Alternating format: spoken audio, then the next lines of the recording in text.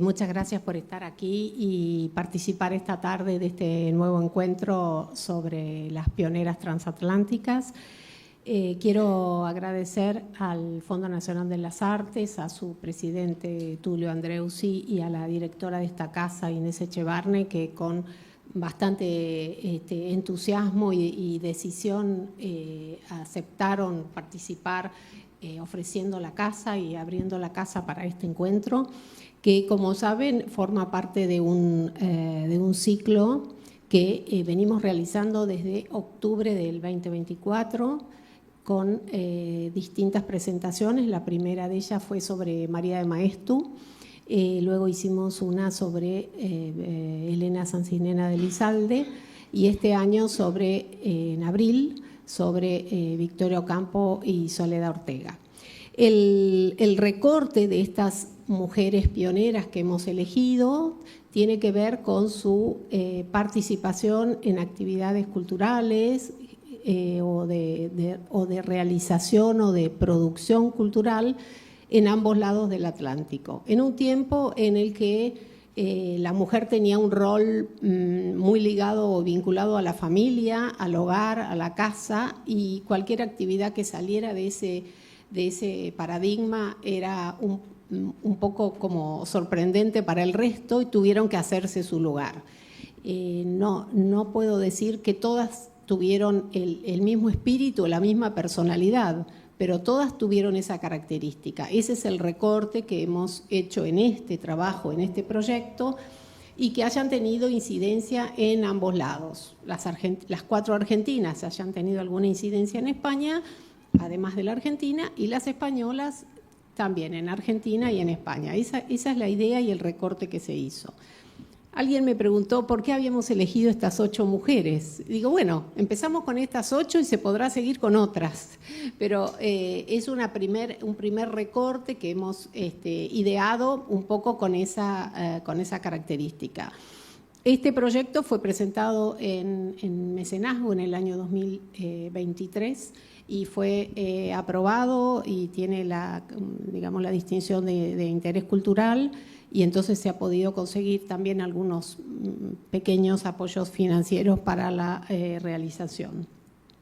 Estas mujeres tienen esas características, que es lo que decíamos anteriormente, de tener una trayectoria un poco disruptiva para su época, un poco diferente de lo que se esperaba de ellas, y de alguna manera ellas tenían cierta disconformidad con el rol que les asignaban, o cierta, no sé si diría incomodidad, ya ustedes nos van a clarificar si estaban incómodas o si simplemente tenían una vocación por la acción y por la cultura que se fue gestando a lo largo de su vida.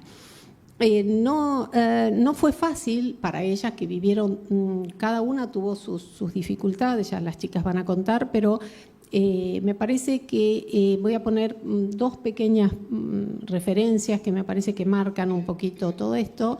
En el caso de María Rosa Oliver, tenía una dificultad motriz a raíz de una enfermedad que había tenido de joven, y eso, no la detuvo, simplemente creo que la desafió más seguramente.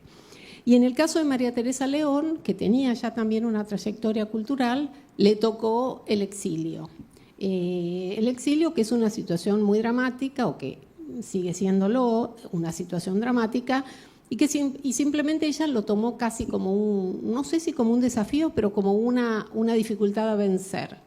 Y creo que esas son 2 cosas que remarcan y refuerzan la actitud de ellas 2. Y eso es un poco lo que buscamos aquí desarrollar y revalorizar. Bueno, estas son las 2 figuras que vemos hoy, María Rosa Oliver y María Teresa León. En el caso de María Rosa Oliver, la persona que va a acercarnos todo lo relativo a su figura es Diana Fernández Irusta, que es periodista, licenciada en Ciencias de la Comunicación por la UBA y realizó un posgrado en Comunicación y Cultura en Flaxo.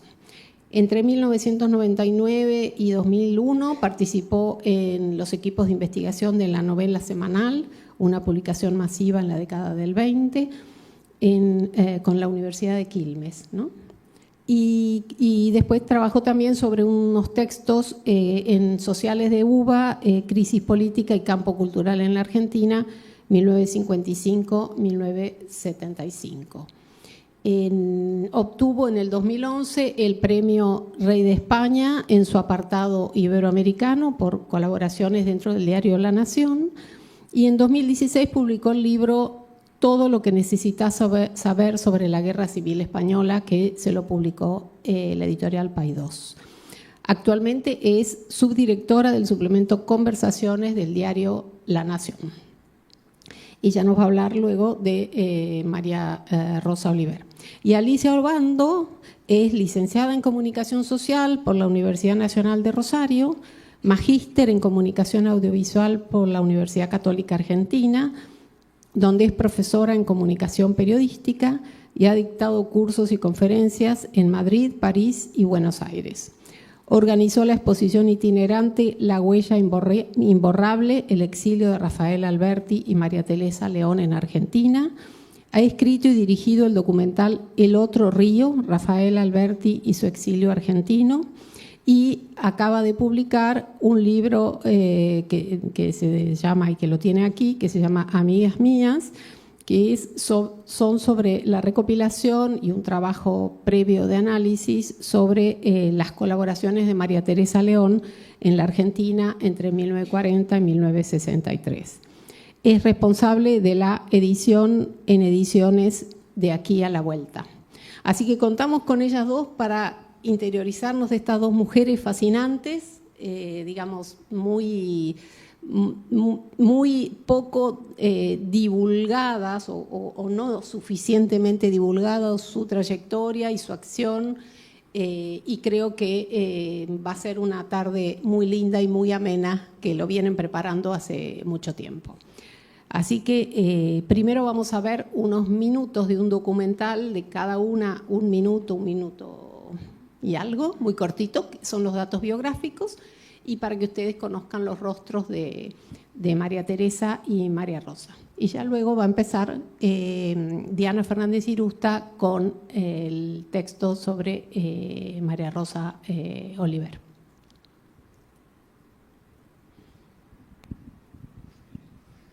María Rosa Oliver, la voluntad de la tejedora. En 1931, los hermanos Forero retrataron al grupo fundador de la revista Sur en la casa de Victoria Ocampo. Al pie de la escalera estaba María Rosa Oliver, descentrada y fundante, como le definiría la investigadora Margarita Pierini. Nacida en Buenos Aires en 1898, Oliver fue escritora, traductora, editora, pero sobre todo una gran articuladora de redes culturales. De orígenes patricios, contrajo polio a los 10 años. El estrago de la enfermedad lo compensó con una actividad que se inició en los años 20 y nunca paró. Amiga de Victoria, integró Sur y participó en la Unión Argentina de Mujeres.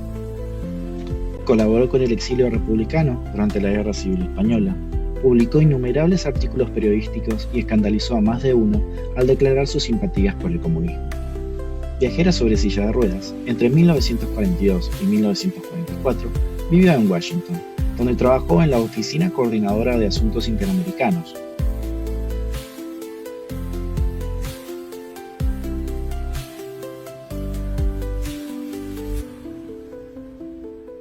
Durante la Guerra Fría, adhirió al Movimiento por la Paz, visitó la URSS, China y en 1958 recibió el Premio Lenin por la Paz. Falleció en 1977. Dejó unas memorias que hoy son un valioso documento sobre la vida en Buenos Aires en el siglo XX. Mundo mi casa, la vida cotidiana y mi fe es el hombre.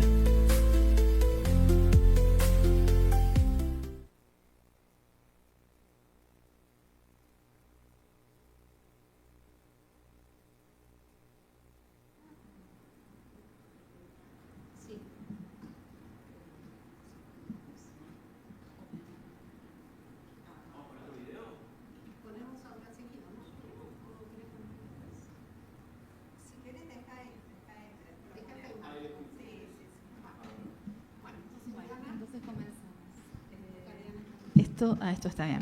Bueno, buenas tardes a todos. Veo caras conocidas. Ante todo quiero agradecerles que estén acá, una tarde que fue un poco áspera, así que bueno, había que salir. Y bueno, como quiero agradecer a unos cuantos, no quiero olvidarme de nadie, me voy a olvidar seguro, pero quiero agradecer a todos los organizadores, a la gente del Fondo Nacional de las Artes que está acá trabajando muchísimo para que esto salga bien, a la Fundación Ortega y Gasset, a Inés Viñuales y a Marta Campomar por la confianza al convocarme. Y quiero agradecer también a todas las compañeras de ruta en este proyecto que empezó el año pasado. Este sería el último encuentro, pero desde el principio recibí sugerencias de lecturas, de textos y demás que me ayudaron muchísimo, entonces quiero dejar sentada mi gratitud. Además fue algo muy lindo, bueno, y agradecerle a Alicia porque fue una de esas voces que me acompañaron en todo esto. Y además, bueno, resultó que terminamos trabajando cada una en dos mujeres que en su momento fueron amigas entre sí. Y hay algo así como que además se generó una amistad, así que hubo una ganancia ya. Bueno, yo voy a hablar, como ya avisamos, de María Rosa Oliver. Algunas cuestiones las adelantó el video. A ver, voy a partir de la foto que inicia el video, que es una foto que se tomó en este mismo lugar.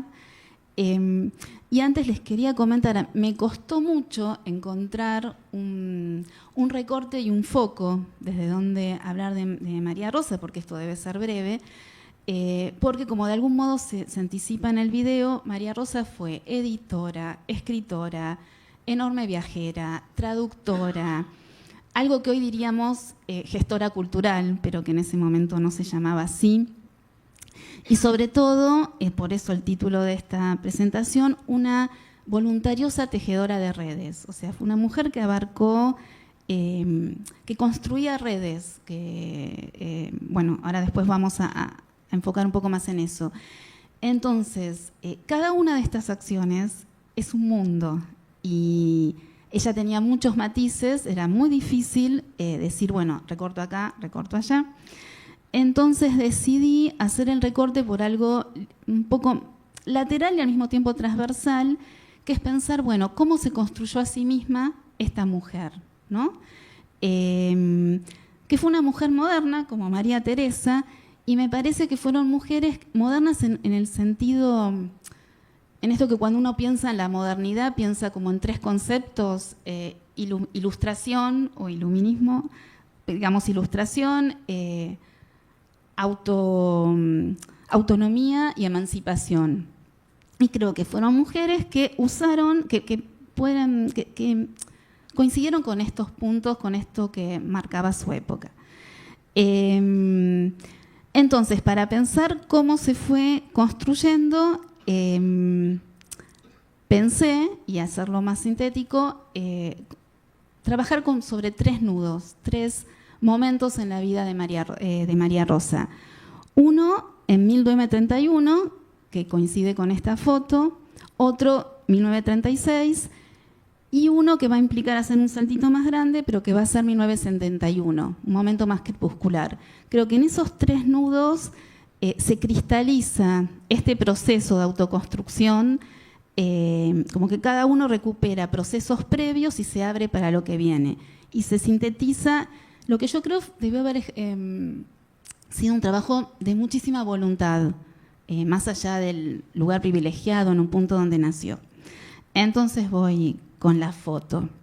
María Rosa es la que está al pie, quizás muchos lo saben, los más conocidos son los que están más arriba, y tomé esa frase de Margarita Pierini, que lo marca en un trabajo, ella está acá, descentrada y fundante, porque me parece que ese punto, estar descentrada, no en el centro, no bajo los reflectores, y estar en la base, tiene que ver con lo que era María Rosa.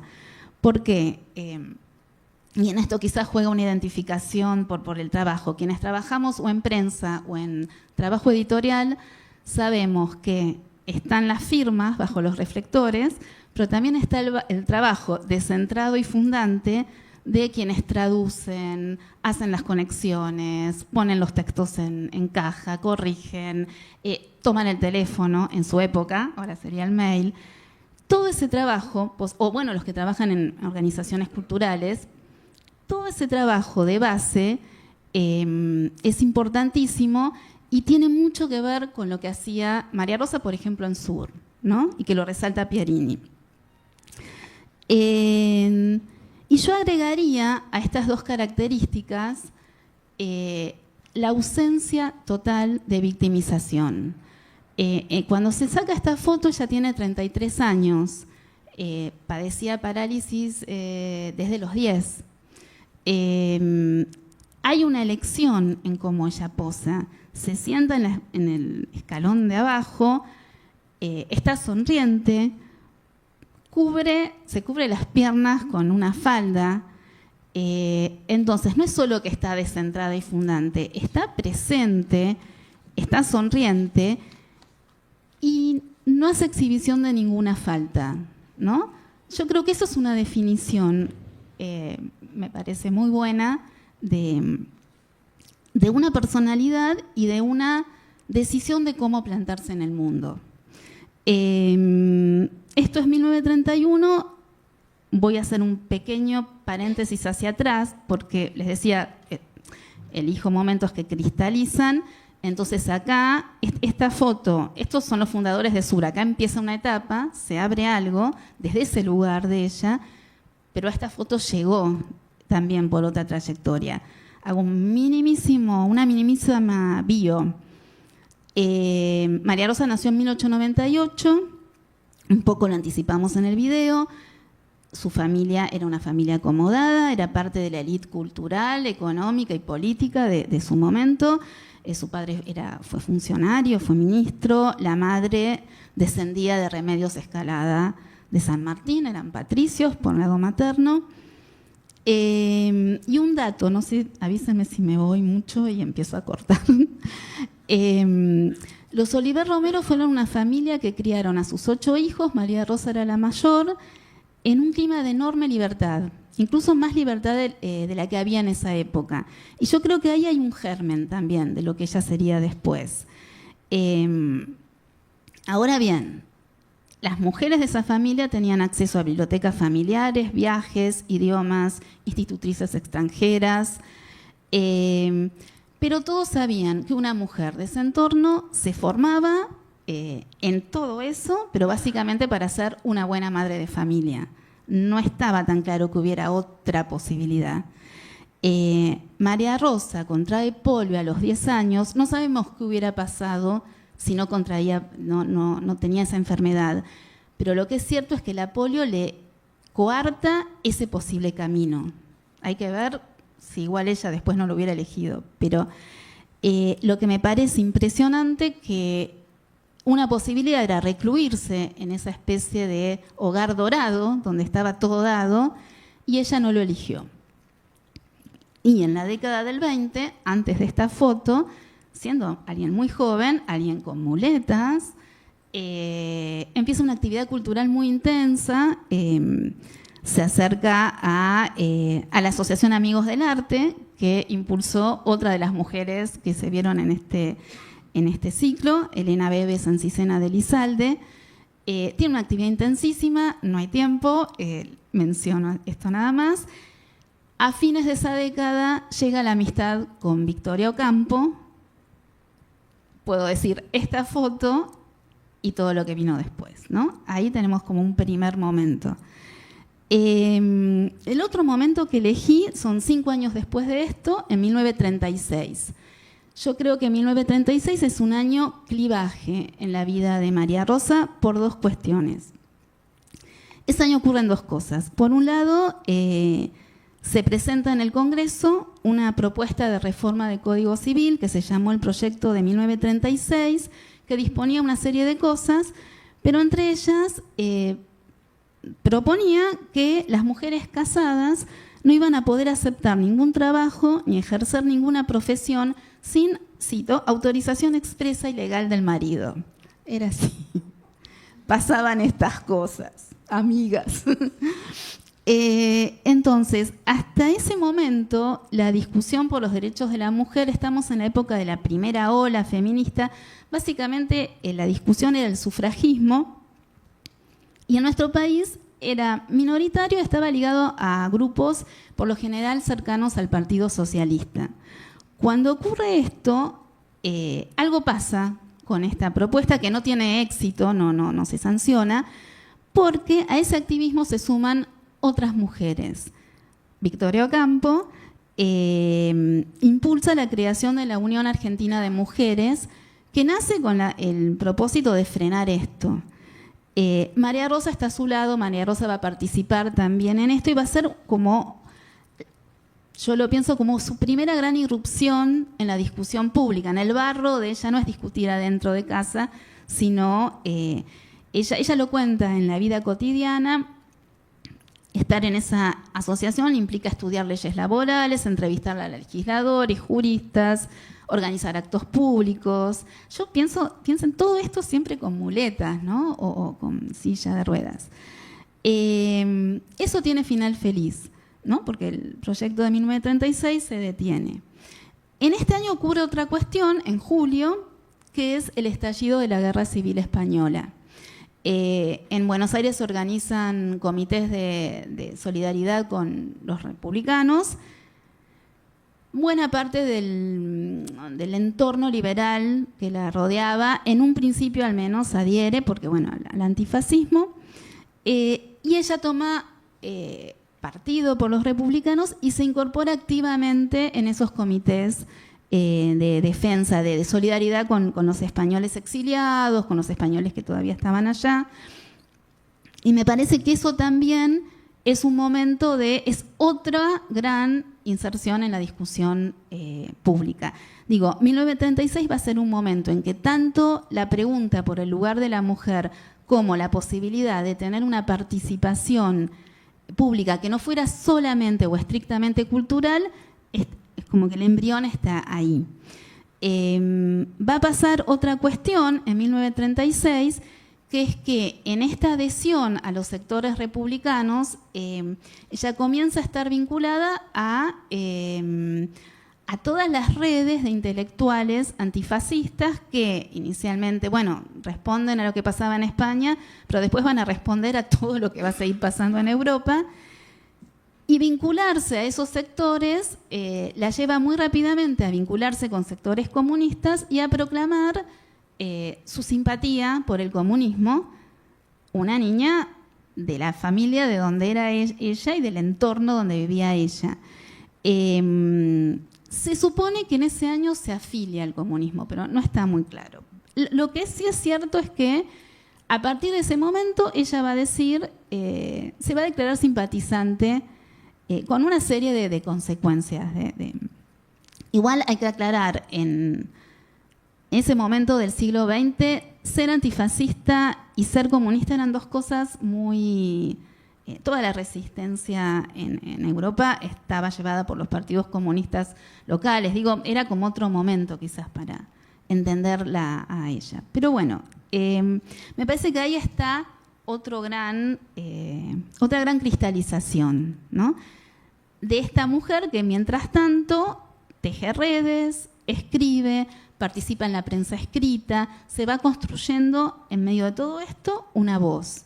Y una voz diferenciada del lugar de origen, pero también esto me parece interesante y hasta entrañable en ella, nunca rompió lanzas con nadie. O sea, nunca renegó de su origen, nunca renunció a su clase, y siempre pudo, o sea, el esfuerzo fue siempre de tejer, digo, ¿no? De lograr coordinar cosas. Con Victoria sí se peleó, pero se reconciliaron. O sea que podemos decir que hubo... lo que propongo es de acá, como el tercer núcleo, es 1971, y así como para el primer núcleo elegí una foto, en 1971 elegí un texto, un artículo. El salto es muy grande, Así que algunas cosas que ocurrieron en el medio les voy a contar. El salto es grande, pero me parece que está bueno como síntesis porque, digamos, todo lo que en 1936 se empezó a gestar se desarrolla en las otras 2 décadas que siguieron, y en el 71 hay otra síntesis. Para decirlo muy rápidamente, en el medio, antes de este texto que les quiero comentar, vinieron la década del 40 y la década del 50. Durante los 40, al menos parte de la década del 40, ella, con esta posición antifascista, con las charreteras antifascistas que ya tenían, es convocada por Washington, por Estados Unidos, para trabajar en la Oficina Coordinadora de Asuntos Interamericanos, que estaba vinculada a la presidencia de Franklin Roosevelt. El trabajo era en el marco de la guerra, ¿no? Trabajar con alianzas, con redes culturales de intelectuales latinoamericanos que estuvieran del lado de los aliados, ¿no? Generar como una serie de producciones culturales ligadas a una red antifascista. Durante la Guerra Fría, en los 50, se va a alejar de Estados Unidos y va a participar en el Consejo Mundial de la Paz, que era una asociación internacional que planteaba críticas a las conflagraciones nucleares. Bueno, es la Guerra Fría. Lo cierto es que además estaba directamente ligada a Moscú, y ella, bueno, ahí hace todo un periplo y una serie de viajes por los países comunistas, no todos. Va a China, visita Moscú, visita Cuba. En 1958 vimos en el video la foto, el Premio Lenin de la Paz, que era como el Nobel del otro lado, digamos. Todo esto manteniendo sus vínculos acá, digamos, en ese equilibrio, ¿no?, notable que ella tenía. En todo este proceso, especialmente cuando recibe el Premio Lenin, hay un distanciamiento con Victoria Ocampo, que es su gran amiga, y después finalmente se reconcilian. Y llegamos a 1971, que es el otro momento que me interesa rescatar. Victoria, ese año, decide publicar un especial en Sur que se llamó La Mujer. Me interesa este momento porque es como un hilo, o sea, es como tomar un hilo desde esta foto y llevarlo a 1971, ¿no? O sea, 6 años antes de que María Rosa muriera, ya sus últimos trabajos. Victoria la convoca a escribir en Sur, en un especial que a la misma Victoria le había costado mucho plasmar, pero que finalmente vio la luz, se llamó La Mujer, y llevó un artículo de María Rosa. Y acá quiero marcar 2 cuestiones que me parecen interesantes. Victoria era anticomunista sin fisuras, sin matices, sin nada Y ella sabía que si le pedía un artículo a María Rosa iba a hablar de lo que había visto en la vida de las mujeres en China, en Cuba, y la convoca. O sea, creo que... y yo creo que la convoca porque había un lazo de afecto y además porque era liberal también, digamos. En su especial dio voces a todos, ¿no? Que me pareció como un gesto que está bueno marcar. Y la segunda cuestión, María Rosa en esos años ya se había alejado de algún modo de la cuestión con el comunismo, que en realidad tampoco es que fue una marxista, ¿no? Bueno, eso es otro tema. Pero estaba haciendo también en este periplo interesante de vida, de construcción, de búsqueda, se estaba acercando a un cristianismo social, sobre todo de la mano del padre Eugenio Guasta, con quien mantenía un epistolario muy intenso. Es como ver a alguien, ella fue como modificando, mientras construía su voz y su lugar, fue también... yo creo que el gran pulso de ella era un humanismo que podemos llamar de izquierda. Era un pulso humanista al que ella le fue intentando buscar traducción, ¿no? Lo simpático es que en uno de estos epistolarios con Guasta, ella le cuenta, hay una carta donde le cuenta, Victoria me pidió que escriba un artículo, y le dice textualmente, el problema de la mujer, no es de los que más me interesan. Pero, sin embargo, si ustedes, pueden, es un artículo que se consigue, si lo leen, si ven el ensayo, no parece escrito por alguien a quien el problema de la mujer no le importe. De hecho, en la salida habla de muchas cosas. Se nota el contraste de su mirada de mujer formada en otra época cuando habla de las chicas, las manifestaciones de las estudiantes, no sé, que quemaban corpiños en Estados Unidos, ¿no? Como que tiene cosas simpáticas, cosas interesantes, pero en ese artículo, en 1971, ¿qué hace? Rememora la experiencia de la Unión de Mujeres, la Unión Argentina de Mujeres, como ese primer contacto que ella tuvo con la discusión pública, con el barro, digamos, de lo político. Y acá insisto, ¿por qué me pareció como una especie de cristal esto? Porque en ese artículo, de algún modo, también hay una síntesis de una trayectoria y una apertura a un momento que va a ser distinto de acá hasta el final, porque su mirada va a ser ligada a la conciliación y más ligada como a la fe. Ella va a ser como un cambio. David Viñas decía que era no sé si malo, era bravo, decía que María Rosa Oliver, más que comunista, es espiritualista. Y quizás algo, bueno, vio. Que el comunismo fue una religión también. Una religión laica, ¿no? Para muchos, de algún modo. Sí. La religión del siglo XX. Bueno, Teresa, hay bastante para decir ahí. Yo porque tengo que ir cerrando, quisiera tomar muy libremente y compartir con ustedes, para pensarla a María Rosa, me iluminó muchísimo, y igual tomado con total libertad, digamos, un ensayo de Josefina Ludmer que se llama Las tretas del débil. Ludmer lo aplica al análisis de unos textos de Sor Juana Inés de la Cruz, es algo muy distinto a María Rosa. Quizás estuviera, no sé, quizás estoy cometiendo una herejía al hacer esta vinculación, pero a mí el concepto, las tretas del débil, me parece interesante, me parece productivo y me parece productivo aplicado a María Rosa.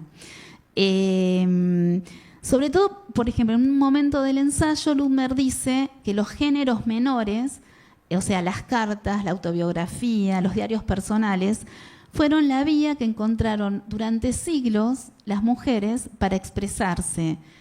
Y María Rosa escribió 3 libros de memorias: Mundo, mi casa, La vida cotidiana, Mi fe es el hombre. Tuvo una enorme producción epistolar, trabajaba con diarios íntimos, digamos, esa expresión de esta tradición. Y uno puede decir, bueno, nació en el seno de una élite, no era de los débiles. Sin embargo, era una mujer nacida en una época en la que hasta el derecho de tener trabajo o profesión, si estaba casada, se podía amenazar, y ella lo vivió. Entonces, me parece que las tretas de débil implican decir, no tengo todas las cartas, tengo estas, veo cómo usarlas, ¿no? También, bueno, Ludmer lo trabaja, puede incluir formular un saber sin explicitar que se lo está formulando, no exhibir una falta, forjar redes, tejerlas, fundarlas, forjar tramas que sostienen, que exceden, esa es una treta. Y en el mismo movimiento construir una voz propia. Yo creo que todo esto traduce el derrotero de Oliver. Ludmer no incluye el sentido del humor en las estrategias de las débiles, porque habla del débil, pero habla de las mujeres. En el caso de María Rosa yo lo consideraría, porque hay algo en sus escritos, en su mirada, un humor suave, una mirada como liviana sobre el mundo que me parece que es muy interesante y es muy liberadora. Quiero cerrar citando a Carlos Lolé, que fue su editor de los primeros textos, que él escribió unas memorias, la recuerda en sus memorias, y lo cito. Él decía sobre María Rosa: era cálida en su trato y tenía un fino sentido del humor. Y para hacerle honor, les voy a leer textual una situación, hay varias, pero elegí una, que recuerda a Lolé, que creo que la pinta bastante a María Rosa. Piensen que esta situación se da con ella en silla de ruedas. Cuenta Lolé: un día, un periodista extranjero importunaba a medio mundo en una reunión, haciendo preguntas desagradables e indiscretas y anotando febrilmente las respuestas. María Rosa, harta ya de tanta insistencia, al serle preguntado en tono poco cortés: ¿qué hace usted?, contestó: soy bailarina del Teatro Colón. Bueno, y gracias.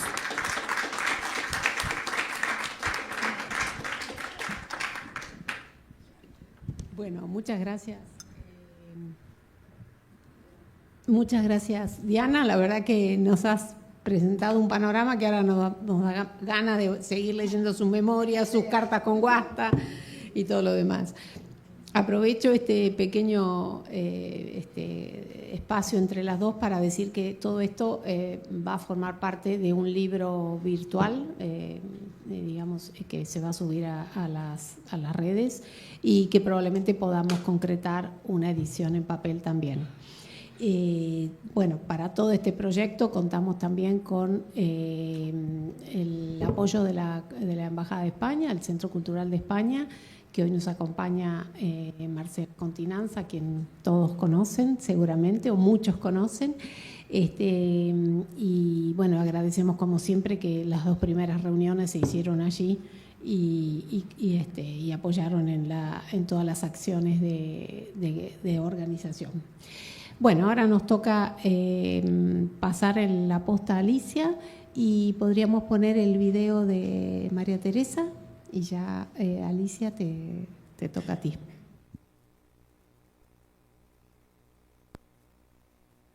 María Teresa León nos está esperando. María Teresa León, escritora española, nació en Logroño en 1903. Se educó en distintos colegios. La influencia de sus tíos, los filólogos Ramón Menéndez Pidal y María Goiri, y su paso por el Laición Club Femenino de María de Maeztu, fueron decisivos en su formación como mujer de letras. Publicó Cuentos para Soñar, su primer libro, en 1928. En 1929 conoce a su gran amor, el poeta Rafael Alberti.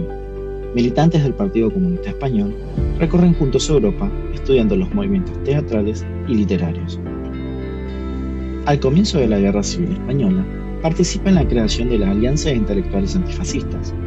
El gobierno de la República le encomienda a María Teresa León liderar los trabajos de salvamento del Tesoro Artístico de España, empezando por las obras del Museo del Prado.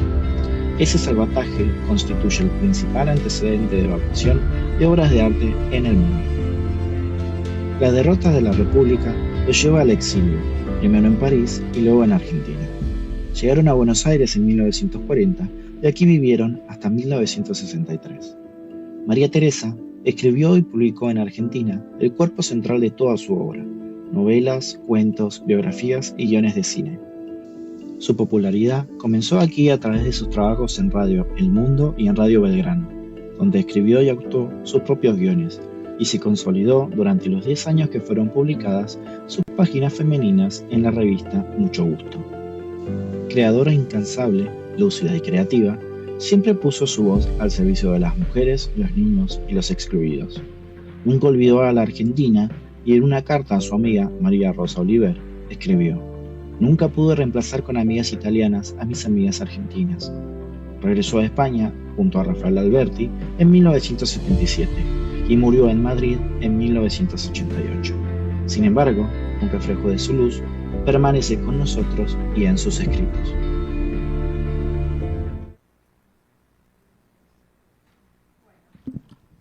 Bueno, buenas tardes.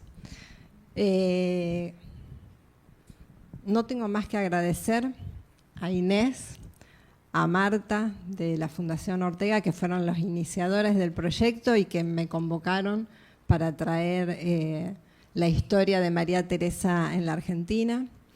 A Marcela Continanza de la Embajada de España también, que ha sido en este proceso un apoyo muy importante. Y por supuesto acá a la gente de la casa del Fondo Nacional de las Artes, que la verdad que es un gustazo estar en esta espléndida casa y pensar también que María Rosa, María Teresa, Rafael Alberti seguramente han estado aquí en algún momento de los años que estuvieron exiliados en Argentina.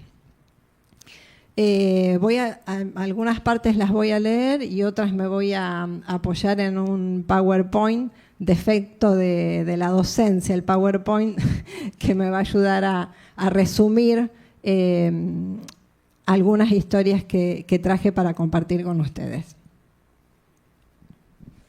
A ver, primero voy a ver cómo funciona esto. Ahí está, para abajo, perfecto. Bueno, el título de esta conferencia, que es María Teresa León nos está esperando, lo vamos a ir revelando a medida que...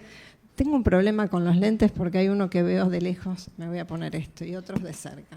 Me voy a poner estos, que puedo verlos a ustedes también.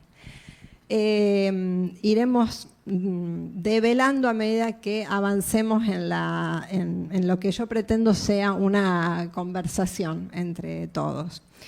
Primero decirles que agradecerles fundamentalmente a dos personas dentro del público que son de las que conozco. Gracias a todos por haber venido en una tarde difícil, pero dos en forma particular, a Isabel de Sebastián, que es la nieta de María Teresa. Gracias por acompañarme siempre. No, gracias. Y a Oscar Barnaifín, que está por allá atrás, que fue miembro de este Fondo Nacional de las Artes y que me acompaña desde el inicio de este camino de investigación. Así que muchas gracias, Barney, por estar aquí presentes. Primero decirles que María Teresa León fue una mujer extraordinaria que vivió acontecimientos extraordinarios y esas dos cosas no siempre se juntan. En el caso de ella se juntaron. Y que además fue educada para una vida y resultó otra. Fue educada para ser de una forma y para ser una persona y fue otra, no sé si diametralmente opuesta, pero fue otra. Sobre todo en parte en España y mucho aquí en su exilio argentino. Fue una pionera en muchos temas, fue audaz, valiente, comprometida con su tiempo, supo de guerras, de pérdidas, de ausencias, de vencidos, pero también de logros, de recuperaciones y de victorias, sobre todo aquí en la Argentina. Escribió toda su vida y su obra es sin duda su gran legado. Yo empecé a investigar sobre María Teresa hace aproximadamente 25 años y el resultado de esa investigación es la publicación de este libro que presentamos hace muy poquito de la mano de la Fundación Ortega y de la Embajada de España en la Feria del Libro. Este libro nos introduce en los años argentinos de María Teresa junto a Rafael Alberti, el gran poeta español, su marido, su gran amor, en Argentina. María Teresa acá desplegó una gran cantidad de temas, de intereses y de creaciones. Y como anexo están compiladas por primera vez las páginas femeninas que escribió en una revista que estaba dedicada a un público, a la mujer ama de casa, clase media ilustrada. Empezó a salir en 1946 y ella escribió desde el 54 al 64 y esas páginas están ilustradas, algunas por Nora Borges y otras, la gran mayoría, por Rafael Alberti.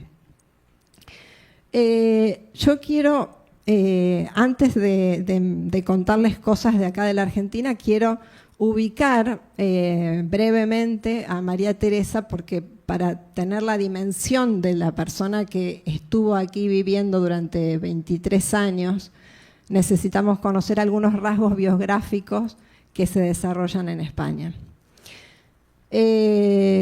Seguramente estas escenas, que son las Meninas de Velázquez y el Carlos V de Tiziano, la gran mayoría de aquí es muy probable que los conozcan en vivo y en directo y que hayan estado frente a estos cuadros disfrutándolos en el museo. Bueno, yo quiero decirles que esos cuadros están ahí en el museo gracias a la acción de María Teresa León. Ella fue quien comandó el rescate de estas obras y de muchas otras, por supuesto, del museo en momentos en que la guerra civil estaba en una de sus máximas expresiones. Le fue encomendada esta tarea. Esto es un breve rasgo para que veamos la magnitud de la persona sobre la cual vamos a hablar. Y para situar a María Teresa en el panorama de la literatura del otro lado del océano española, de las primeras décadas del siglo XX, donde abundaron las mujeres, magníficas creadoras y pensadoras, estaban juntos, por supuesto, a la gran pionera que fue Emilia Pardo Bazán, estaban María Zambrano, Margarita Nelken, Rosa Chasel, la gran María Moliner con su diccionario, María de Maestu, que también fue un tema de nuestras conversaciones, Clara Campoamor, María Lejárraga, Rosario de Velázquez, bueno, una cantidad de mujeres donde, por supuesto, destacaba entre ellas nuestra protagonista María Teresa. María Teresa León nació en Logroño en 1903 y se educó entre Madrid, Burgos y Barcelona. Se educó en colegios católicos, ya rebelde desde niña, tuvo algunos inconvenientes en esos colegios, pero tuvo una educación privilegiada para la época y sostenida en el tiempo también. Se casó muy joven, tuvo 2 hijos, se casó con Gonzalo de Sebastián Alfaro, tu abuelo, Isabel, con quien tuvo 2 hijos, uno de ellos tu papá. Se separaron en 1929, fue un matrimonio que naufragó, y en 1930, gracias a un paréntesis que hubo con la República, y donde la ley de divorcio estaba activa, pudieron divorciarse. En 1928 publica que es su primer libro, Cuentos para soñar, y en 1930 La Bella del Mal Amor. Ambos libros en una editorial de Burgos, en una de esas editoriales que eran editoriales e imprentas, que se llamaba Editorial Hijos de Santiago Rodríguez de Burgos. Las ilustraciones que acá se ven un poquito son de una gran amiga de María Teresa, que fue Rosario de Velasco, de la cual actualmente hay obra en el Museo Reina Sofía, y el año pasado se hizo una exposición, una retrospectiva excelente en el Museo Thyssen de Madrid y se pudo ver toda su obra, con lo cual también nos define toda una época de mujeres talentosas y de avanzadas y pioneras. En esa época escribió estos libros y escribía y publicaba en diarios, en revistas, en todo lo que pudiera tener acceso a publicar y a comunicar lo que ella quería contar sobre el mundo. En 1928, María Teresa vino por primera vez a la Argentina.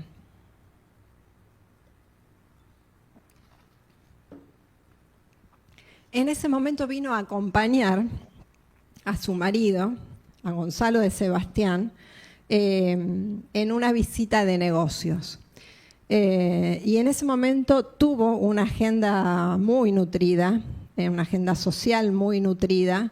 Ya venía con el respaldo de este libro, de este primer libro impreso.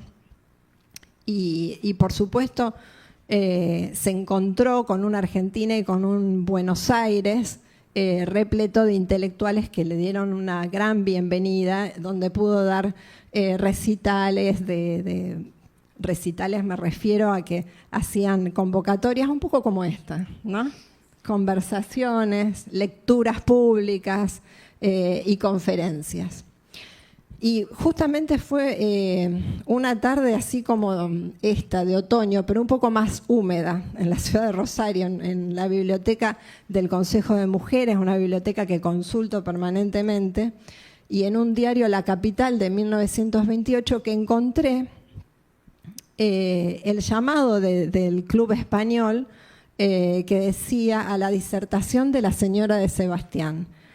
En esos años, como muchos sabrán, era muy importante que la mujer utilizara el apellido del marido, era un respaldo que tenía. Y en ese momento María Teresa todavía usaba María Teresa León de Sebastián. Y dice, el 7 de julio a las 21:30 horas en los salones del Club Español se realizará la conferencia de la señora María Teresa León de Sebastián sobre feminismo y hogar. A tal efecto, la comisión invita. Bueno, María Teresa en ese momento tenía 26 años, era muy joven. Y sus conferencias ya se referían a dos temas que esgrimió durante toda su vida, que fueron el feminismo y el hogar. El feminismo, no exactamente el feminismo que estabas hablando con María Rosa de la primera ola, pero sí una avanzada también en cuanto a los derechos civiles y sociales de la mujer, y un tema que a ella le preocupó toda su vida también, que fue relacionar a la mujer independiente, educada, sobresaliente intelectualmente, pero también con un arraigo en el hogar y en las tareas del hogar, que va a ser lo que va a desarrollar en la revista Mucho Gusto. Cuando estuvieron aproximadamente 6-7 meses acá en la Argentina, y cuando regresan a España es el momento en que se separan y se divorcian.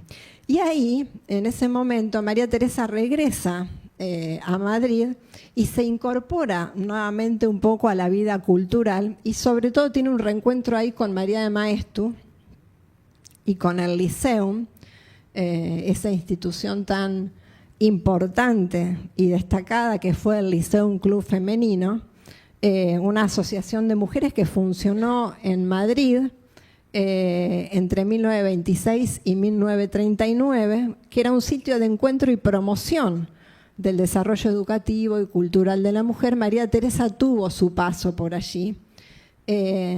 Y bueno, y ahí María de Maeztu era quien dirigía esa institución, y la acompañaban muchas otras.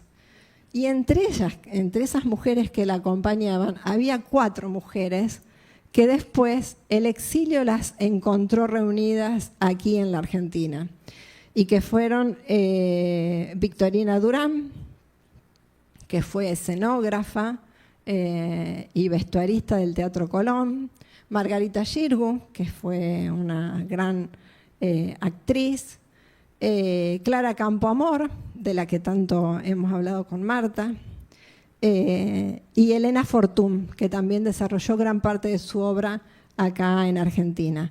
Quiere decir que compartían ese espacio en Madrid y luego la vida las reunió aquí. Estas son Elena Fortún, Margarita Xirgu, Clara Campoamor y Victoria Kent. En 1930, María Teresa va a tener un gran encuentro con un gran amor de su vida, el gran amor de su vida, que fue el poeta español Rafael Alberti. En ese año se conocen y allí comienza una relación de amor, una relación poética y política de ambos, que vivieron para ellos y para el mundo. Dos escritores que compartieron amor, militancia, viajes, amigos, descubrimientos, plenitudes, sinsabores, exilios, experiencias que marcaron sus existencias y la de muchos que vivieron alrededor de ellos. Viajaron en los 30 por toda Europa, recopilando información y estudiando los nuevos movimientos teatrales, sobre todo, y literarios. Y entre 1934 y 1939 vivieron, claro, la plenitud de esas existencias, la juventud, las contradicciones y los acontecimientos de un mundo en convulsión absoluta. Primero la Guerra Civil Española y luego los prolegómenos de lo que sería la Segunda Guerra Mundial. Ellos intervienen en España activamente en la campaña electoral por el Frente Popular, organizando revistas, encuentros de teatro, de poetas. Por supuesto, son fundadores de la Alianza de Intelectuales Antifascistas, organizan el encuentro de escritores en Valencia, organizan algo muy interesante y muy adelantado, que son las guerrillas del teatro. María Teresa, con su amor al teatro, llevan obras del teatro al frente y tienen un trabajo destacado dentro de los intelectuales en esa contienda tan sangrienta. Cuando estalla, justamente lo que hablamos al principio, cuando estalla la guerra civil, la República está preocupada realmente por lo que va a acontecer con el patrimonio artístico de España y le encomiendan, por medio de un decreto, a María Teresa León ser la encargada de aunar las tareas y las fuerzas que estaban realizando, en algunos casos de forma muy amateur. Fue la primera vez que se evacuó un museo y después es un hecho que se toma como referente para los trabajos que se hicieron después durante la contienda de la Segunda Guerra Mundial. Y ella ahí, bueno, comienza un trabajo, el trabajo que le encomiendan tiene por áreas, digamos, Toledo, El Escorial y Madrid. Así que esos son los lugares donde ella intervino y gracias a su tarea y a la de tantos también trabajadores anónimos que colaboraron con ella, pudieron hacerlo. Pero nos da también la magnitud y el peso que tenía María Teresa, porque había gente que estaba haciendo este trabajo. El director del museo, con conservadores, estaban trabajando en esa dirección. Sin embargo, el gobierno de la República le encomienda específicamente a María Teresa estar al frente de eso, lo que la pone en un lugar realmente pionera, absoluta, ¿no? Y aparte de una mujer de acción política y determinada para que el gobierno le encomiende directamente a ella ese trabajo. Esa experiencia justamente ella la va a escribir en un libro que se llama La historia tiene la palabra, lo escribe aquí en Argentina y deja testimonio, algo que María Teresa es una gran preocupación de ella, dejar testimonio por escrito de lo que ha vivido. Bueno, al finalizar la guerra, por supuesto, ellos, como otros tantos, lamentablemente millones de españoles, salen al exilio. Ellos primero van a París, ahí están unos largos meses, casi un año, con Pablo Neruda y en ese momento su esposa, la argentina Delia del Carril. Pero claro, ante la inminente invasión, cómo iban progresando, ¿no? La Alemania nazi, deciden venir hacia América. El destino final iba a ser Chile, pero Argentina es una parada técnica obligada y se quedaron aquí, por suerte para nosotros. Quiero mostrarles una fotografía que es esta y que es la primera que tomaron de ellos cuando bajaron del barco. Es una fotografía que está tomada en el muelle del puerto de Buenos Aires. Ellos llegaron el 2 de marzo de 1940 a la ciudad de Buenos Aires en el barco Mendoza, vinieron desde Marsella y llegaban después de ser derrotados, no solo en la guerra en España, sino ya también con los inicios de la Segunda Guerra, de haber estado casi un año en París, y América los recibió muy calurosamente. Todos los querían ver, querían verse. Ahí estaban muchos de quienes habían compartido con ellos momentos en la guerra civil y otros amigos nuevos y desconocidos que serían muchos de sus mejores amigos en Argentina. Esta fotografía está tomada del diario La Hora, que era el diario del Partido Comunista Argentino, y está publicada en el libro de Enrique Llopis, que se llama Rafael Alberti, La deriva de un marinero en tierra argentina, y es la primera fotografía, y en la cual me quiero detener un momento, porque la dirección del periódico decide destacar este acontecimiento y lo anuncia en la tapa del diario. En la parte inferior derecha publica la fotografía con el titular Rafael Alberti y María Teresa León, símbolos de la democracia, están de paso en la Argentina, en Buenos Aires. Es una composición, solo unas pequeñas consideraciones sobre la fotografía, que es una composición totalmente plana, sin profundidad, una foto que recuerda a los retratos de familia, a tantos retratos de familias que había en tantos cuadros del Museo del Prado, por ejemplo, cuya función era dejar testimonio, decir a la posteridad, aquí estuvimos. Ahí de izquierda a derecha está, por ejemplo, Raúl González Tuñón. A ver si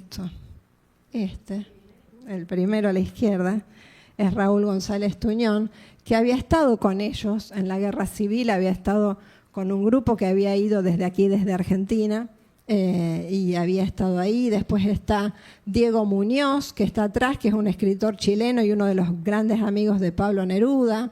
José Portogalo, escritor. Javier Farías, traductor y compañero de la Alianza de Intelectuales de España.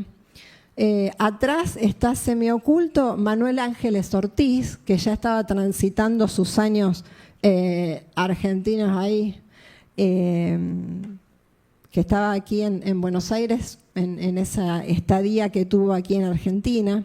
Está Cayetano Córdoba Iturburu, un gran crítico, un escritor también, Juan Paredes, y un actor, Andrés Mejuto, todos españoles. Sentados están, de izquierda a derecha, Carmen de la Serna de Córdoba, que era hermana de Celia, la mamá de Ernesto Guevara, de Ernesto Che Guevara. Carmen era la tía de Ernestito en ese momento. Están Rafael, María Teresa y María Carmen Portela, que era una excelente escultora, muy amiga de María Teresa, y esposa de Rodolfo Araoz Alfaro, que era el apoderado del Partido Comunista Argentino en ese momento. Cuando ellos llegan a Buenos Aires, están por supuesto indocumentados, y justamente es María Carmen Portela y Rodolfo Araoz Alfaro que le ofrecen ir a su casa de Villa del Totoral para pasar ahí una estadía. Villa del Totoral está de aquí a 770, 800 kilómetros, así que imagínense en el 40 hacer ese viaje y llegar pasar de la guerra a Villa del Totoral. El cambio fue extraordinario. Y quiero contar algo sobre Córdoba. En la ciudad de Córdoba está nuestra universidad más antigua y una de las primeras creadas en América del Sur, en América Latina. Se abrió en 1622 y allí se gestó la reforma universitaria en 1918, cosa que antecedió al Mayo francés en 50 años.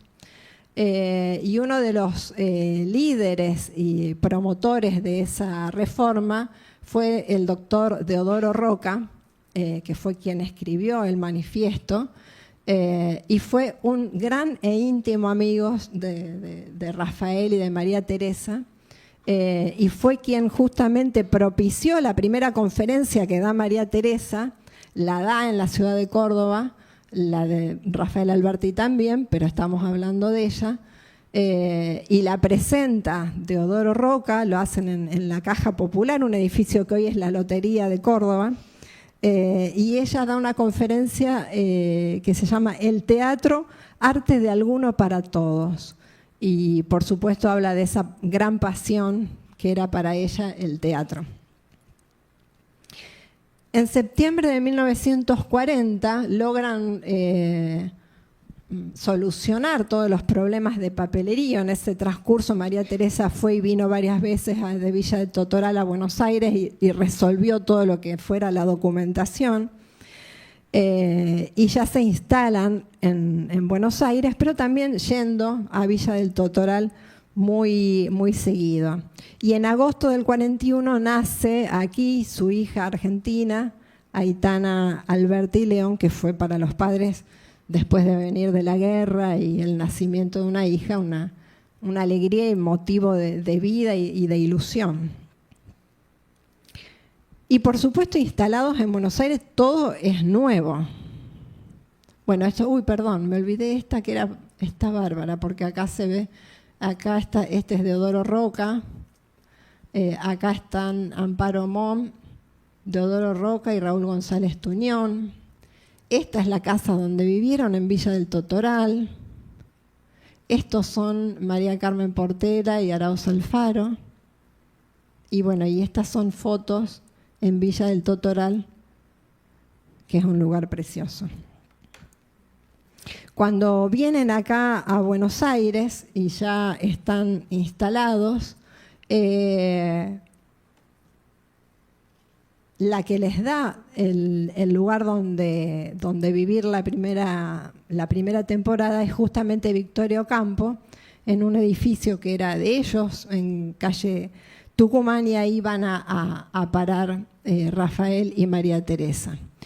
Y las dedicatorias que hacen tanto Rafael y María Teresa como María Teresa solo hablan de una relación de Victoria, por eso les decías que era muy probable que estuvieran aquí ellos, que hubieran estado aquí seguramente.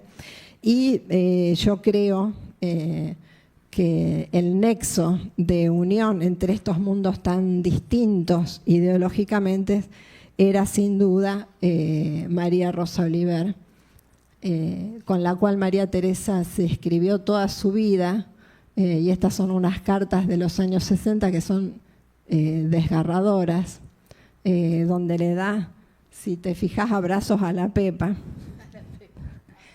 No hablamos de Pepa, pero era la asistente de María Rosa. Y en una de estas cartas, todas muy emotivas y muy afectuosas de María Teresa hacia María Rosa, es cuando María Teresa le dice desde Roma, donde continúan su exilio: te confieso que no pude reponer con amigas italianas a mis queridas amigas argentinas. Sí. Lo vi.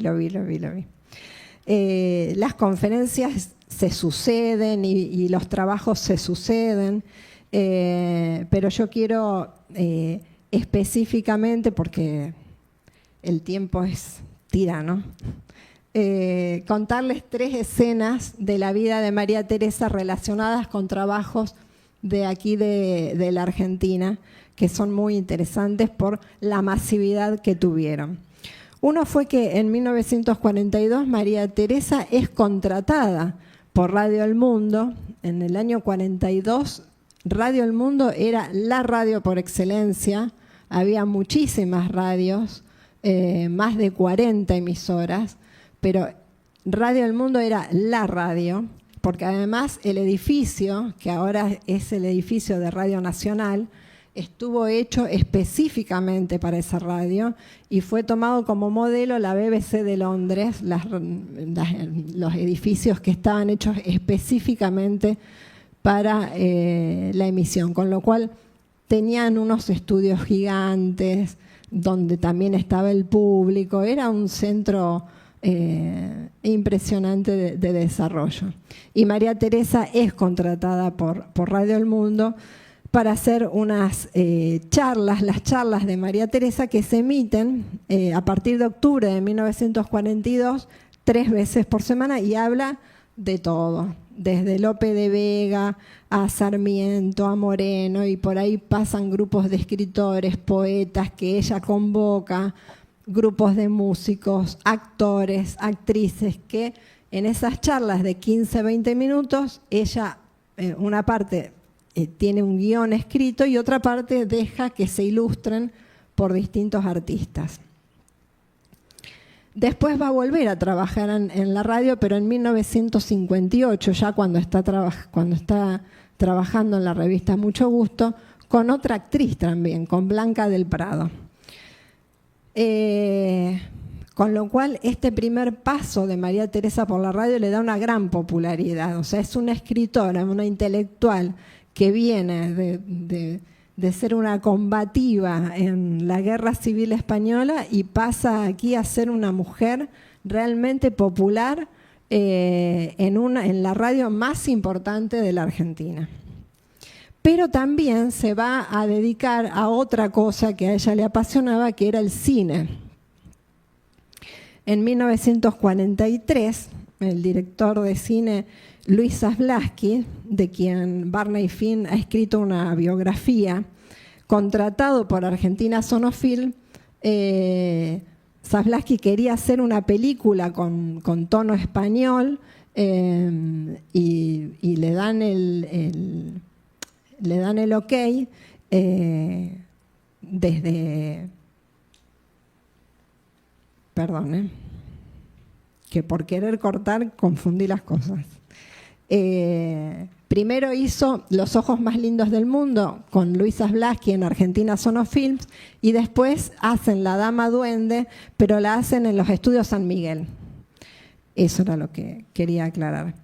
En los estudios San Miguel. Esta película fue un despliegue impresionante. Hicieron un pueblo entero para filmar la película. Se reconstruyó un pueblo entero y en 1945 las dos grandes apuestas de Estudios San Miguel fueron justamente La dama duende y La cabalgata del circo, protagonizada por Eva Duarte. La dama duende va a resultar al año siguiente, en el 46, se ganó todos los premios Cóndor. Entre ellos ganó María Teresa y Rafael, ganan el premio a la adaptación de guión, ganan mejor director, mejor película, mejor música.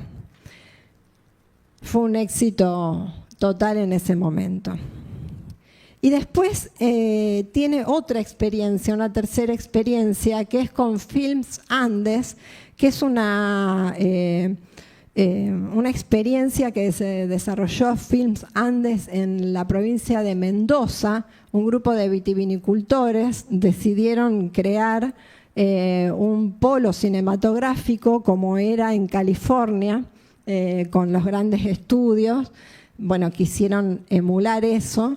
Y la primera película que eligen hacer es la adaptación del libro de María Teresa, El gran amor, de Gustavo Adolfo Bécquer, llevarla a la pantalla con la dirección de Alberto de Zavalía y el protagónico de Delia Garcés.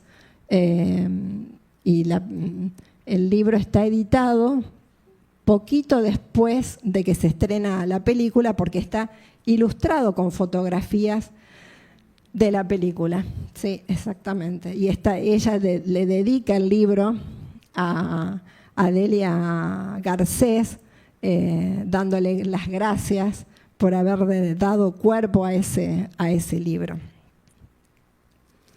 Y llegamos a 1900, bueno, de 1943 al 53, en todo ese periodo María Teresa trabaja en guiones de cine, en guiones de radio, y por supuesto en sus libros, ¿no? Pero yo me quería referir a estos trabajos masivos. Y en 1954 comienza a escribir en esta revista Mucho Gusto, que la revista lo destaca además en la tapa, en la página femenina por María Teresa León, y escribe allí entre junio del 54 y marzo del 64 para la revista Mucho Gusto. En ese momento estaban viviendo, cuando empezó a escribir, vivían aquí en Buenos Aires, y cuando deja de escribir en el 64 ya estaban en Roma, continuando su exilio de 40 años en Italia. Estas columnas, estas páginas femeninas que María Teresa escribe durante 10 años y que están recopiladas en 1000 libros, amigas mías, están ilustradas por Nora Borges, las primeras, y esta es de Nora Borges, y por Rafael Alberti, la gran mayoría después. En estas páginas habla de los temas más variados, y quizás escribirlas para una revista le permitiera esa libertad creativa para compartir con sus lectoras sus afectos, sus pasiones, sus felicidades, en lo que yo creo que son sus textos más personales, más íntimos, más libres y cómplices con sus lectoras argentinas, a quienes llama desde el primer momento amigas mías. Por eso yo les decía al inicio que el título iba a tener el cierre, digamos, en el transcurso, porque María Teresa nos está esperando con estos textos. Fue una gran observadora social, mira y ve los cambios y los escribe, y por todo eso, por toda esta historia tan desconocida de María Teresa, por lo menos aquí en Argentina, por su enorme obra, puedo decirles que María Teresa León nos está esperando. Con su historia, su vida íntegra, valiente, pionera, con su obra, que puede leerse perfectamente con conceptos contemporáneos y siguen teniendo vigencia, emoción y belleza. Por eso simplemente este trayecto es para invitarlos a conocerla, a leerla y sobre todo a quererla. Muchas gracias.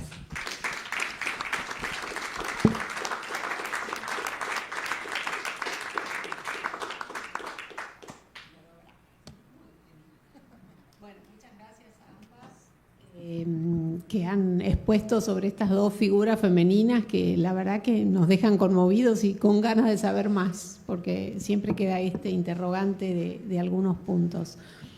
Bueno, podemos abrir el espacio de diálogo, de consultas, de reflexiones, si alguno tiene o quiere hacer un aporte. Las tenemos a las dos acá frescas y con ganas de seguir hablando, así que es una buena oportunidad. Abro para si a alguien le interesa hacer algo, si no, yo tengo algo para preguntar. Bueno, tengo algo para agradecer, que realmente el libro que escribiste es una maravilla. Me gustaría que lo muestres, así la gente también lo ve. Porque la fluidez, la solidez que tiene, y cómo realmente uno puede conocerla a través de este libro. Así que muchísimas gracias. Gracias también porque conocer esto de esta amistad, que yo sabía que existía, pero esto es muy inspirador y sumamente importante, ¿no? Mantener esta memoria. Así que simplemente muchas gracias.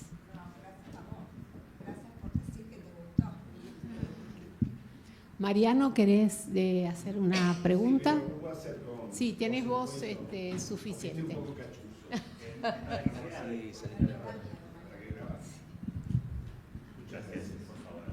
Sí, yo destacaría, porque me consta en el caso de María Teresa León, lo laboriosas. En el caso de María Teresa León, me parece que la que más sudaba la camiseta, y no lo dice justamente un varón desconstruido, era Teresa León. El otro volaba en su poesía. Por eso me gustaría saber algo más de el estado civil de María Rosa Oliver. Por ahí se deslizó Waldo Frank, había una imagen, ¿sí? No sé si se... No es por... ¿No es Waldo Frank? No, digo, pero no es por... No, bueno. Es decir, en el sentido de ¿para quién trabajaron al final? En el sentido de... En el sentido de María Teresa León tuvo que mantener a toda la familia para que hubiera un poeta, si tal cosa. María Rosa Oliver podría provenir de una familia acomodada, pero habrá tenido que parar la olla también.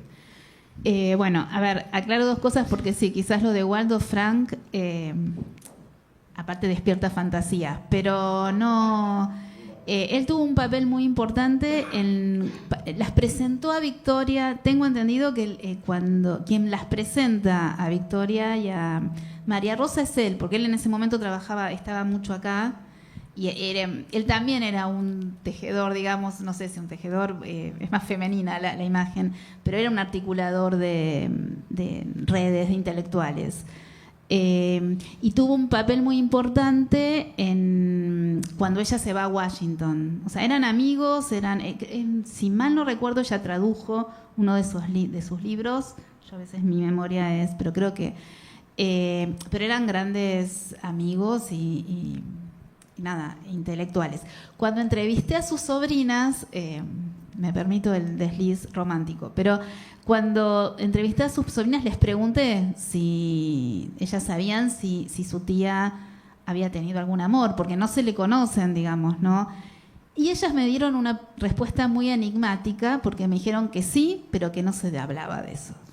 Así que, no sé, tenía corazón y tenía mucha vitalidad, por lo que se puede percibir, así que es de esperar que alguna emoción haya tenido, pero nunca se casó, y yo respeto ese silencio.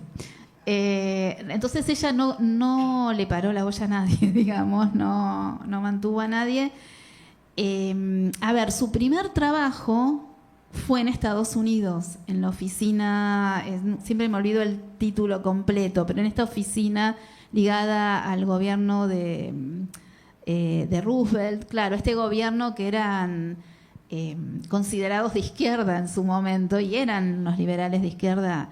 Ella ahí tuvo una participación y fue su primer trabajo pago, o sea, ya tenía unos cuantos años y después acá ella hacía muchas colaboraciones en los medios, o sea, es infernal la producción de artículos, reseñas de libros, columnas.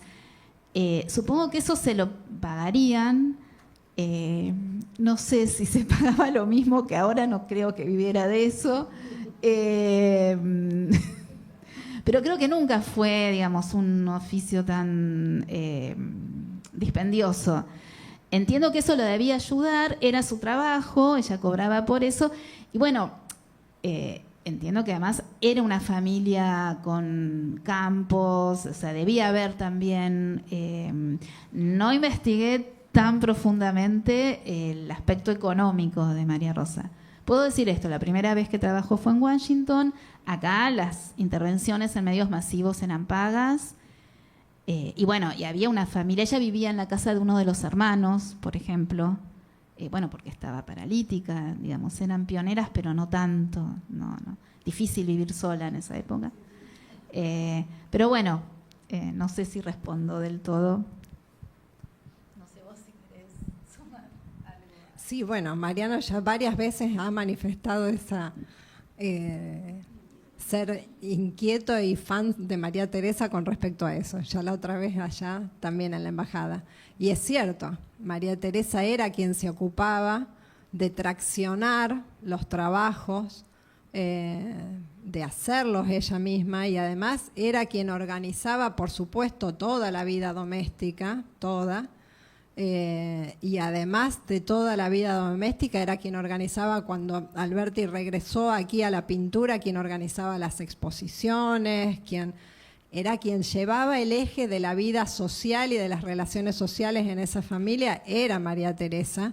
Así que además de su trabajo de escritura, tenía todo ese otro trabajo extra, ¿no? Y además tenía una niña pequeña, que había una sociedad nueva, una cultura nueva a la cual había que adaptarse. Todo es doble cuando alguien no está en su lugar de residencia natural. Así que sí, el trabajo de María Teresa fue enorme, enorme. Y yo creo que en Italia, y también en esas cartas se ve, en esas cartas a María Rosa Oliver, el cansancio que ella tenía. Se ve claramente en esas cartas el cansancio, no solo físico, sino también intelectual que tenía, de desgaste de todo ese esfuerzo y todos esos años de tirar del carro, ¿no? De ser la locomotora. Porque además todos los que... mucha gente que entrevisté que la conocieron, y vos misma, todos dicen el carácter que tenía, ¿no? Que era una locomotora. Y bueno, y él se dejó llevar también. Las parejas, cada pareja son un contrato distinto. Me extrañaría quién era. Cierro los ojos y veo esta mujer viajando y el otro quedándose en el Totoral, ¿no? Para hacer los trámites. Bueno, así fue. La que iba y venía era ella. Sí. No fue nada bien pagado en España. Así fue.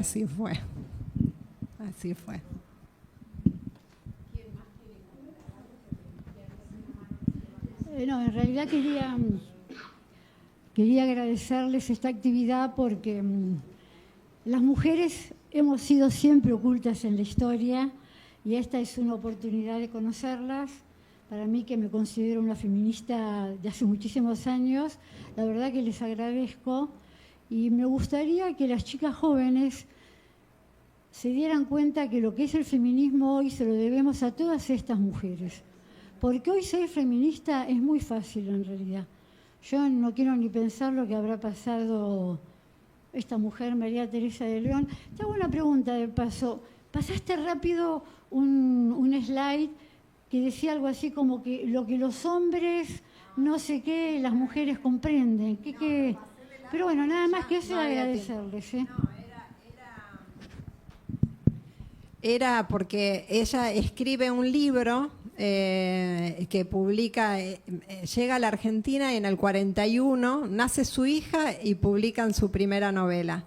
Entonces, la que, digamos, la gestora, la que hace que ese libro se publique, es Sima Kornblit, una gran amiga también de ellos, que era de la AIAPE, de la Agrupación de Intelectuales y Periodistas Antifascistas, y María Teresa, la reflexión que hace es: lo que una mujer no logre, no lo logra nadie, porque fue justamente en Francia, había intentado publicarlo, y la respuesta había sido: los asuntos de España en Francia no interesan. Y aquí en Argentina, Sima, ella se ve que le comentó en alguna reunión esto, y Sima dijo: aquí sí que interesan, lo vamos a editar, y lo editaron con Ediciones AIAPE ese mismo año.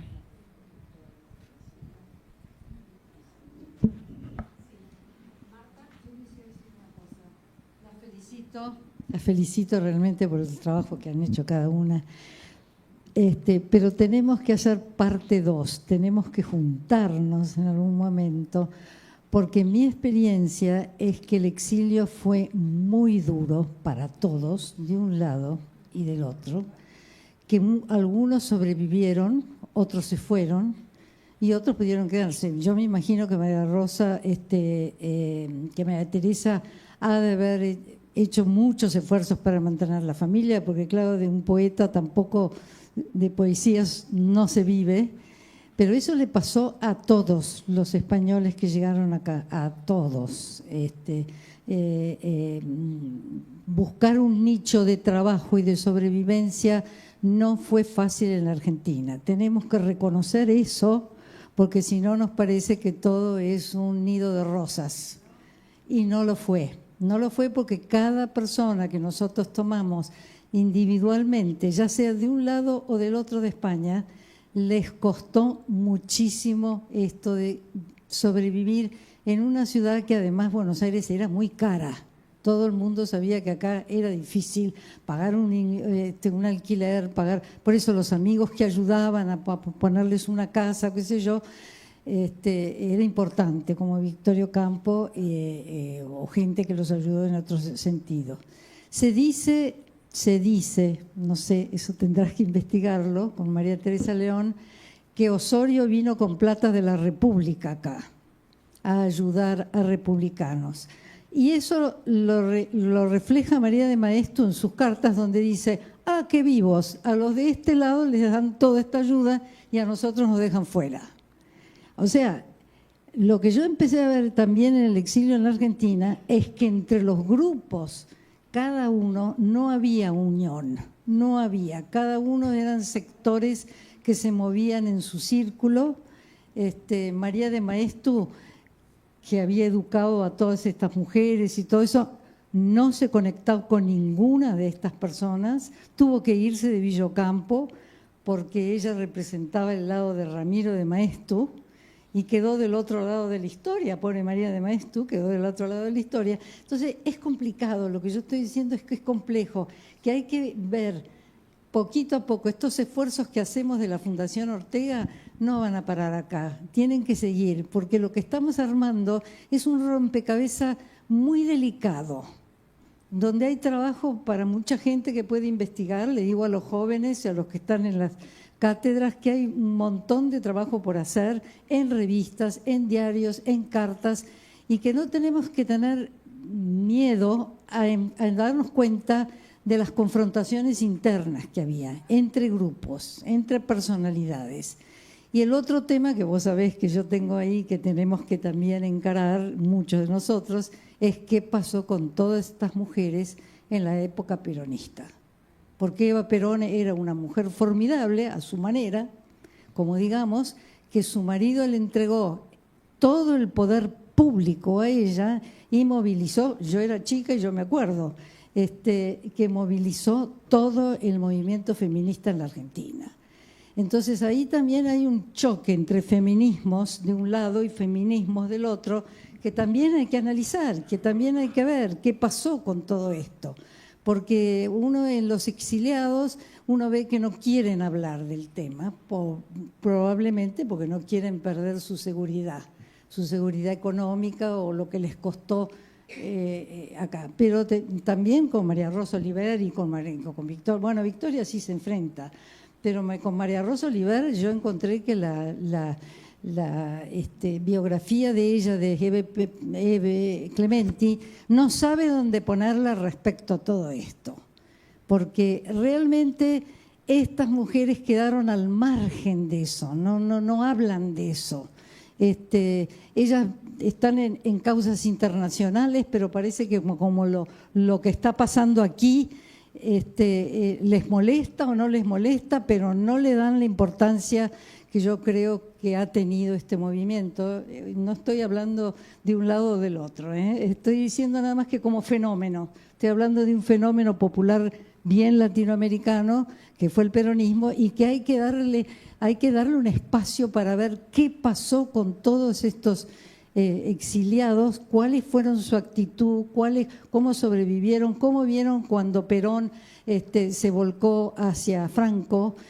Hay un montón de preguntas que quedan en el aire. Entonces a las ponentes que han hecho un magnífico trabajo, nos queda otras cantidades de cosas que tenemos que revolver. No sé si esto es justo preguntarles en estos momentos, que realmente han hecho un trabajo espectacular, pero la Fundación Ortega Inés, que la lidera, está abierta a todo esto, sin ningún problema, sin ningún prejuicio, sin nada. Hay que buscar qué pasó con todos, mujeres y hombres, porque el que estaba ahí en la escalera también era Ramón Gómez de la Serna, que fue una de las personas.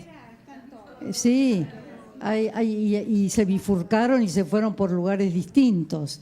Entonces, para mí, lo valioso y lo que tenemos que seguir nosotros investigando es ver las complejidades del asunto y no tener problemas sobre eso, ¿viste? Hablarlo lisa y llanamente, porque si no nos quedamos en relatos que quedan a mitad camino, por ponerlo así. No sé si esto es justo o injusto decirlo acá, pero las invito a las ponentes que han hecho trabajos magníficos a que ellas vengan con su información y podamos seguir armando este rompecabezas que está muy incompleto, a mí me parece. Bueno, gracias, chicas.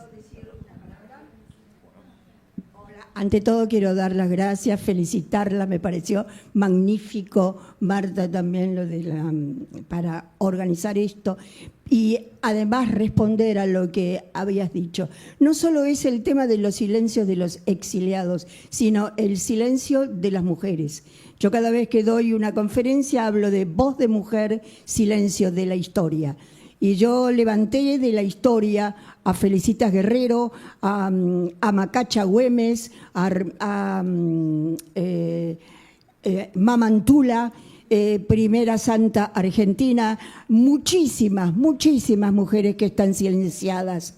Y bueno, yo creo que sí, las jóvenes, todos tenemos que seguir, porque el caso María Teresa León se repite muchísimo. Siempre la mujer es la que pone en un primer plano al hombre y ella trabaja. Y su voz es callada.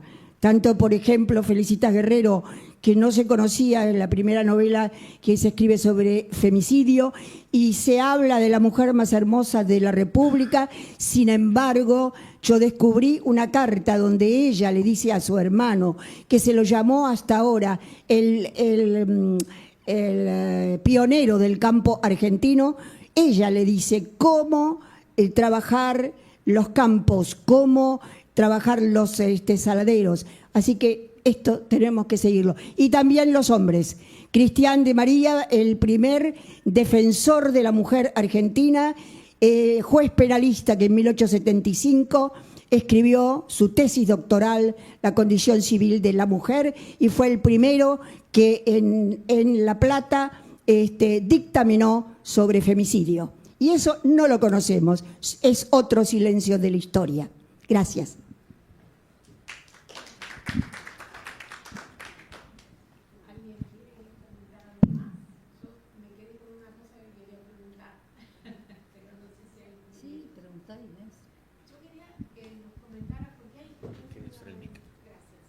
Vos lo comentaste acá y creo que muchos a lo mejor lo conocen, que existe.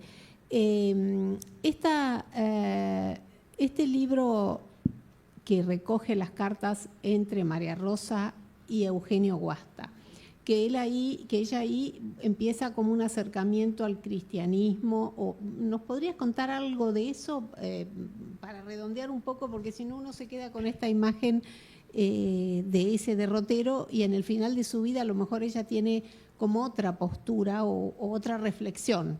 Y Guasta era una persona de una mente muy abierta. Entonces, bueno, me parece que era un interlocutor interesante para saber algo más de María Rosa. Sí, el libro es precioso. Además es una edición de Ediciones Sur, digamos, sí. Y se nota que él tiene un prólogo precioso de él, y hay un trabajo muy puntilloso con las notas al pie. Entonces, porque es tremendo la cantidad de personajes que se mencionan. O sea, hablamos de ella, que tenía una sociabilidad intensísima, y bueno, él también. Y él se toma el trabajo de como de ordenar de cada persona que se menciona. Uno puede buscar los datos. Bueno, esto para comentar sobre el libro, pero voy a tu pregunta. No es que, porque yo llegué a ese libro buscando esto que preguntás vos. Bueno, a ver, acá va a aparecer la conversión al cristianismo de María Rosa. No aparece tan claro, pero se traduce en es evidente que hay un diálogo intenso entre ellos, y reponiendo también materiales y testimonios de otras personas, él le llega a dar la comunión, lo cual es como... Porque inclusive en la familia de ella eran muy liberales, y liberales quizás agnósticos, digamos, los más jóvenes. Esto llega a ser, pero ya en las toninas, en el momento en que ella ya está más mayor. Igual, a ver, Guasta era católico, pero además tenía una posición muy social. Entonces, por eso mencioné cristianismo social. Ella no es un periplo tan raro, porque en realidad me parece que la búsqueda de ella era una búsqueda humanista. Entonces, bueno, de hecho, algo que uno puede intuir, y que lo dicen personas que trabajaron más profundamente la figura de María Rosa, veo que se reitera. Había algo muy inocente también en la postura política de María Rosa. Ella tenía una cosa ingenua. Digamos, ¿quién no va a estar en contra de las armas nucleares? Bueno, vamos al Movimiento por la Paz. Está bien, ese movimiento estaba absolutamente ligado a la Unión Soviética. Pero, digamos, lo que ella buscaba era preservemos la humanidad, ¿no? No es que era una militante... no sé, como podría haber sido María Teresa, que era como más aguerrida, me parece, en el momento de la República, en sus posiciones políticas. Igual, digo, fue un desafío el que asumió María Rosa. Y este camino a la fe se intuye en las cartas. Hay un momento, creo que el momento más conmovedor del libro, en los 70 hay un accidente terrible en la ruta donde muere una de sus... digamos, los Oliver tenían unas casas en Las Toninas, donde María Rosa iba mucho, pasaba los veranos, y en un momento en la ruta, cuando están regresando, una sobrina de ella con sus dos hijitas, tienen un choque terrible en la ruta y mueren todos. Sí, atroz. Y en las cartas, de hecho, bueno, esto lo cuento, la experiencia al leerla era, yo me acercaba a esa fecha y es como que empezás a tener miedo, porque si va a aparecer esto, y aparece, la carta en la que él le responde es la más larga, y es un pastor abrazando a un creyente. Es muy emotivo ese momento. Pero no es que encontrás se convirtió ahí, es como el camino, y evidentemente ella estaba pensando otras cosas, pero siempre con una mirada social, digamos. No es que se convierte en una creyente, digamos. Ella pensaba mucho en los jóvenes, son los 70, ¿no? Había una pregunta por los jóvenes, por qué les iba a ocurrir. De hecho, ella tenía un amigo que era un abogado comunista, Frontini, que es con el que viaja a China, con el que escribe en el libro, que el libro de sus viajes a China no tiene textura, porque estaba como pegada a lo que veía, entonces no hay ninguna distancia crítica, nada. Pero bueno, él tiene un hijo que termina militando en una de las primeras formaciones armadas de izquierda acá, y ella tiene como una pregunta en alguna de esas cartas sobre ese pibe y sobre los jóvenes que están en ese momento pensando lo social y lo político. Hay como una inquietud. Pero también, sí, es verdad, empieza a aparecer una pregunta más ligada a una fe, pero una fe en esta tradición cristiana volcada a los demás, digamos, no cerrada en la iglesia. Sí, sí. Bueno, yo creo que ha sido una tarde muy provechosa. Les agradecemos a ambas. Anunciarles que el ciclo probablemente continuará, como dice Marta, con otro. Tenemos una última reunión que será sobre Nora Borges y Maruja Mayo, que fueron dos artistas plásticas muy reconocidas, que también fueron vanguardistas, disruptivas, bueno, novedosas, y que tuvieron también incidencia en ambos lados. Así que bueno, eso quedará para el 3 de julio. Pero bueno, ya les vamos adelantando y volver a agradecer a las dos chicas que vienen trabajando y reuniéndose para todo esto hace bastante tiempo. Así que muchas gracias, Diana y Alicia. Y bueno, y los invitamos a compartir una copita de vino a la salida, así cerramos esta noche.